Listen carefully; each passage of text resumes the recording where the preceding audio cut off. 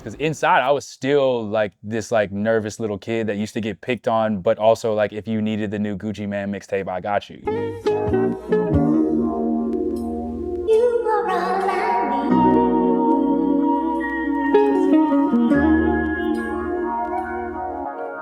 Hello, Cam. Hi.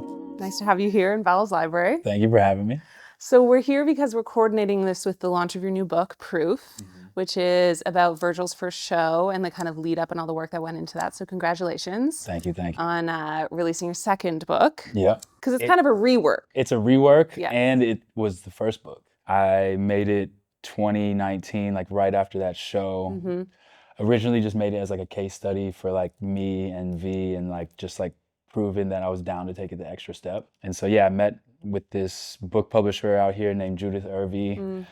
We made 2 copies. I remember I like presented it to V at the Mercer, and he was sort of just like, the fuck, you just made this? Yeah. And I was like, I mean, yeah. Like, why not? And he was like, nah, like we got to keep going. And so like that was like my entryway to like actually getting the job with LV. Because that first one, I just like hit him and was like, yo, like I'm trying to shoot Louis Vuitton, what's up? And like we went back and forth, and like he sort of like pulled a chess move. He was like, if you buy a flight, I'll open the door. Yeah. I'm like, all right, like say less. Yeah. First time ever in Europe. And then, yeah, it was like I was just a fly on the wall for that whole 10 days leading up to the show. And it was just like, to go from streetwear, like underground scene in New York to that was just like, it's still hard to rack my brain on it. Yeah. Why release it now? For a while, I wanted to keep things sacred, but I saw how people were receptive to it at the show at the Grand Police in Paris. Yeah. But then also just had conversations with a lot of Virgil's like friends and collaborators. I was just talking to them about like how important like this type of story might be to some kids right now, and they were like, I mean, like, of course. But then it's also like, I think sort of like a cathartic moment to it. Yep. You know, I sort of just want to get that out so I can get to the next thing, because it's sort of been this thing that has just always been in the back of my mind. Yeah. You know? The cathartic thing was something that I wanted to ask about. Your first book, For the Porch, was created through filtering through 40,000 images on your camera roll, Yep. which you described in other interviews as like a cathartic process. Oh, yeah. This book, obviously coming after Virgil's passing, I imagine that there was some cathartic element in that in a radically different way. Oh, yeah, 100%. I mean, I think it brought back a lot of the conversations we had, like a lot of the modes that he taught me to sort of take and put into my life, but then also just like remembering how he just created such a moment. You know, one guy like sort of just like took all the energy for the industry and like sort of changed everything for everybody. You know, I think me putting the book out and remembering like the process of just doing things was like the release for me. Yeah. What are your reference points when you're like, I want to make something like that? I want to make something like that. Like, what's your North Star? Black cinema through and through, you know, and I think that it encompasses a lot of different things. The humor element, I mean, I grew up, my dad obsessed with Red Fox, you know, Bernie Mac, Richard Pryor, like, then also just like the idea of the Black story in a way that doesn't have to be Afrofuturism. It doesn't have to be Black boy joy. Like, it's like, there's so many facets of the Black story that I don't think are being told right now. So it's like, I think my reference points like Sidney Poitier to Chris Rock and Pootie Tang, you know, it's like all of that is Black art. And I think we just need more people like championing it. You know? I know your upbringing in Virginia is very important to you.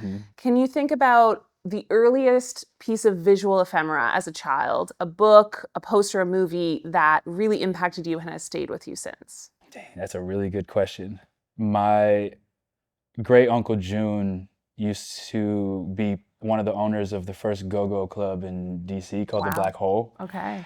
Amazing name. Yeah. And I remember early on, like, my grandma's basement, just full of dust, but full of shoeboxes. And I remember sneaking into there one time and just seeing photos of those go-go parties, seeing photos of like the times before me, which I think is what aligned me to like be so obsessed with like candid Black stories, and just like, I think me having the ability to go back and see my grandma and see these moments and see these stories outside of like the structure that my dad created is like, I think that's why I do everything I do right now. Yeah, that's great.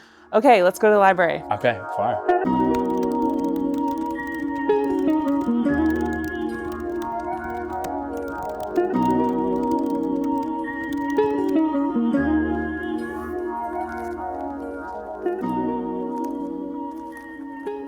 What's the first book?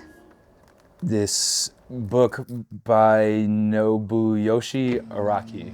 I had never seen it before, but it's just full of childlike like naivety, you know, and it's like, I think a big thing for me as I get older, and like even in the narratives I still do, is like to remember like this feeling, to like remember how like curious and like just like how not give a fuck kids are, you know. It's like anything that inspires that or documents that, I think it's like it's just one of the greatest feelings, you know what I mean? Are a lot of your books at home photo books?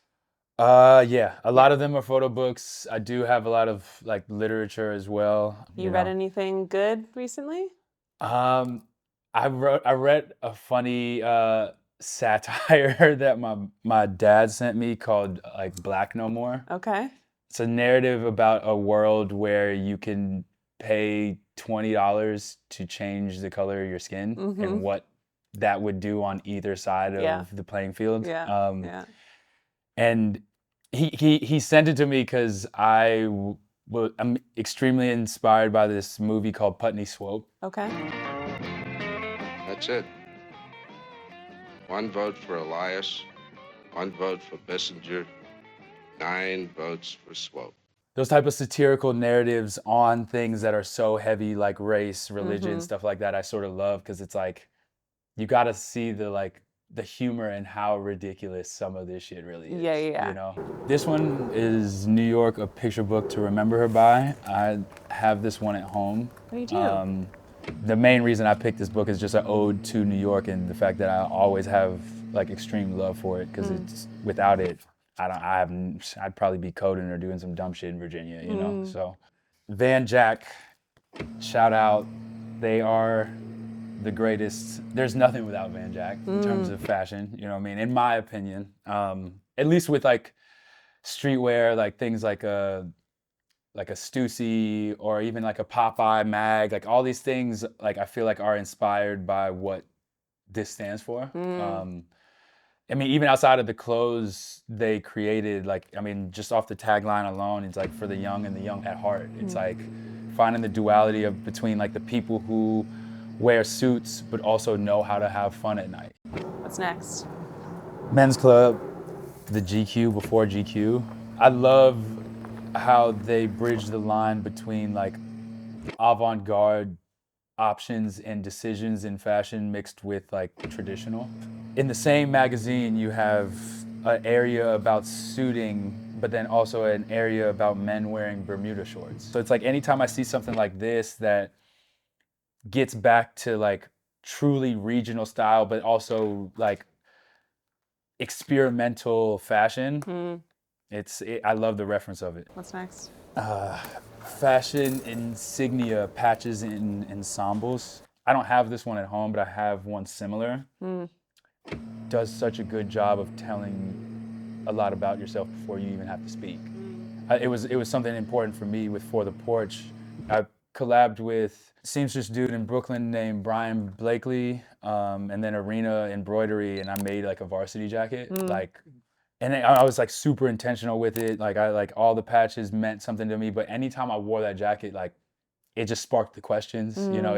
But it also showed people who I was, and like wore it like proudly.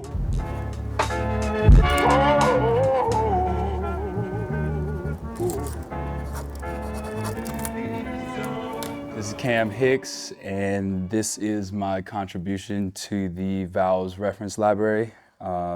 This is my photo memoir, For the Porch. It's basically just a visual representation of my trials and tribulations coming from Virginia to New York. A lot of my photo work, but also a lot of things that go on in my mental in it. ups and downs, but also like the conclusionary point of the fact that no matter what and all these cool different things you get to do in life, I'm still figuring it out just like everybody else. So yeah, I hope y'all enjoy it.